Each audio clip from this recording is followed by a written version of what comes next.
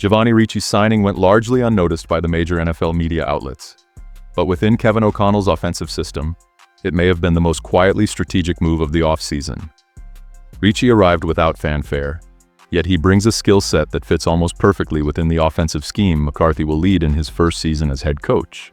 Ricci didn't come in to chase stats, but to handle roles that, if overlooked, could cost the team wins, a tactical impact most people fail to see. In this video, you'll learn why Ricci might be the perfect complement to Hockenson, and how his role could ease McCarthy's transition as the offense's play caller. There are nuances in the way he plays that haven't been fully recognized yet, nuances that could redefine his value on the depth chart.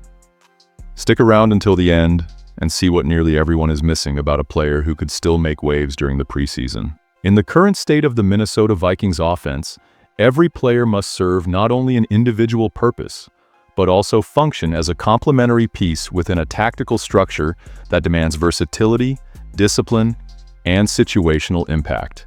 The signing of tight end Giovanni Ricci is exactly the kind of move that may initially seem peripheral, but when placed into the broader context of Kevin O'Connell's offensive philosophy, it reveals strategic layers that go far beyond statistical production. Giovanni Ricci is a 6'3" tight end weighing 240 pounds, with stints on the Carolina Panthers, Cleveland Browns, and New England Patriots.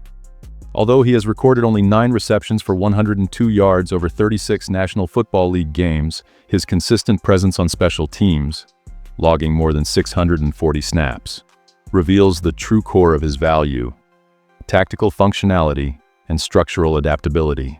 When we cross-reference these details with the Vikings' offensive philosophy, a system that emphasizes precision, defensive manipulation through play action, and versatility among the attack's layers, Ricci emerges as a natural fit for a specific tactical role within this ecosystem.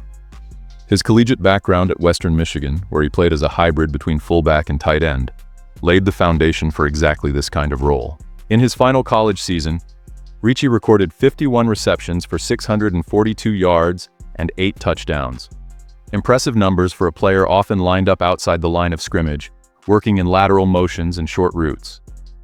These traits are especially valuable in pre-snap motion packages and formations featuring multiple tight ends, where positional ambiguity translates into tactical advantage. In Minnesota, with 12 personnel groupings gaining prominence, Ricci's fit within this offensive framework becomes more logical than statistically obvious. But the key factor in this equation lies in the complementary dynamic between Giovanni Ricci and Hockenson. While Hockenson embodies the modern prototype of a primary tight end, dominant in intermediate routes, coverage recognition, and chain-moving production, Ricci operates in the subtext of the play. Hockenson, despite missing most of the snaps during the 2024 season due to injury, converted 37 receptions into first downs, reaffirming his role as an anchor in central zone progressions. Ricci, on the other hand, stood out in different contexts. 3 receptions for 27 yards in a single game against San Francisco, all on routes under 10 yards, showcasing timing and understanding of short windows. This difference in roles, far from being a limitation, is what enhances the value of using both players together. In red zone situations, for example, while Hockenson draws double attention as the primary deep threat, Ricci can be deployed in short motion to sell blocks and run hidden routes, an element that O'Connell's offense designs with mastery, using simulated movements to break down defensive assignments. The same logic applies to the running game. Hockenson has already proven his effectiveness as an inline blocker, especially within inside zone and stretch concepts. Ricci, drawing from his fullback background, adds another dimension: the ability to block in motion, locate second-level targets, and serve as a lead blocker in gap-heavy schemes. Together, they form a functional duo that expands the offense's tactical options without the need for substitutions. This versatility becomes even more valuable when aligned with the current stage of quarterback McCarthy. With his debut as a starter set for 2025, McCarthy is stepping into a system that emphasizes post-snap processing, linebacker manipulation through eye control, and consistent use of play action. Having a tight end like Hockenson for quick reads and a short area specialist like Ricci gives the quarterback 2 distinct safety valves at intermediate and shallow levels. McCarthy, who shows a clear preference for anticipatory throws and patience on developing routes, will find in Ricci a tactical ally on plays that require quick ball release under pressure. Even Ricci's recent injury history, a knee issue that sidelined him for the entire 2024 regular season, doesn't erase his value as a situational player. During his time with the Carolina Panthers, he logged 88 snaps on special teams compared to just 12 on offense, reinforcing his profile as a depth player with strong tactical awareness. It's precisely this football IQ, combined with his physical and technical ability to run short routes and average gains of 6.8 yards after the catch, that make him ideal for specific packages in Minnesota. The Vikings' offense, which reduced pass attempts to 56.6% of plays in 2024, demands tight ends who can maintain balance between run and pass, not just as blockers, but as pieces that sell the play's tactical deception. Ricci, who lined up 70% of his snaps as an inline tight end and 25% in the slot, adapts easily to these demands. His presence creates defensive uncertainty. Is he a blocking threat or a short route option? This kind of ambiguity shapes defensive reads and increases the quarterback's margin for execution. The key to assessing Giovanni Ricci's potential impact on the Vikings lies in understanding how his presence can enhance the overall performance of the offensive unit without overloading the playbook. In a system that seamlessly shifts between light and heavy personnel packages, Ricci gives the offensive coordinator the freedom to keep the same group on the field while varying the tactical design, all without tipping off the opposing defense. He can line up as a fullback in an I formation, shift laterally as a tight end in motion, or reposition as an auxiliary blocker on the quarterback's blind side. This real-time adaptability makes the Vikings' offense less predictable and more responsive to defensive reads.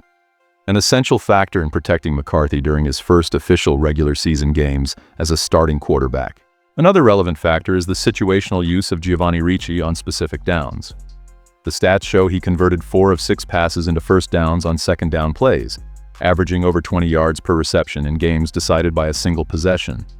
This pattern reveals that, although he isn't a high-volume target, Ricci knows how to capitalize on key opportunities in high-pressure scenarios.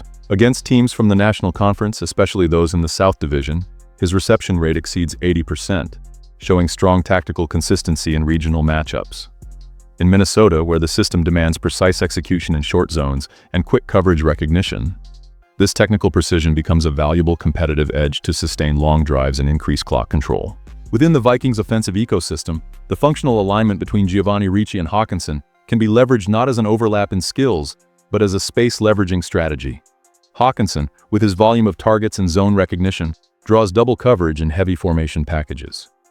This creates natural openings for Ricci to operate as a secondary receiver on cross routes, flat concepts, or leak schemes, especially within play-action sequences. On 2nd and 6 or short third-down situations, deploying both tight ends at the same time forces defenses to keep linebackers on the field, limiting defensive sub-packages and opening up more room for tactical exploitation.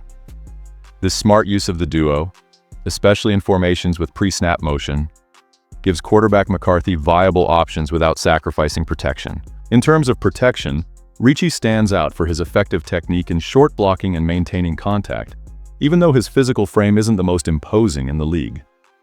His background as a former wide receiver transitioning into the tight end role forced him to develop refined hand placement and pad level, which compensates for his structural limitations.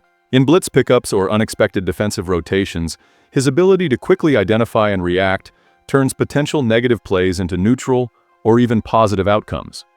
This type of contribution rarely shows up in the stat sheet, but directly affects the offense's rhythm, especially for a young quarterback like McCarthy, who may rely on extra time to work through progressions or improvise outside the play's original structure. With Ricci on the field, the margin of protection expands in a meaningful, functional way. Giovanni Ricci represents one of the most underrated components of the Vikings' offensive machinery for the 2025 season. His tactical efficiency, positional versatility, and special teams experience provide the roster with an added layer of depth that aligns perfectly with Kevin O'Connell's hybrid system. Ricci doesn't need to put up eye-catching stats or receive widespread media attention. His impact will be measured by the stability he brings to the system and the opportunities his presence creates for more explosive players like Hockenson and Justin Jefferson. By leveraging the synergy between role and execution, the Vikings gain not just a tight end, but a quiet facilitator of offensive consistency. Thank you for watching, and see you soon.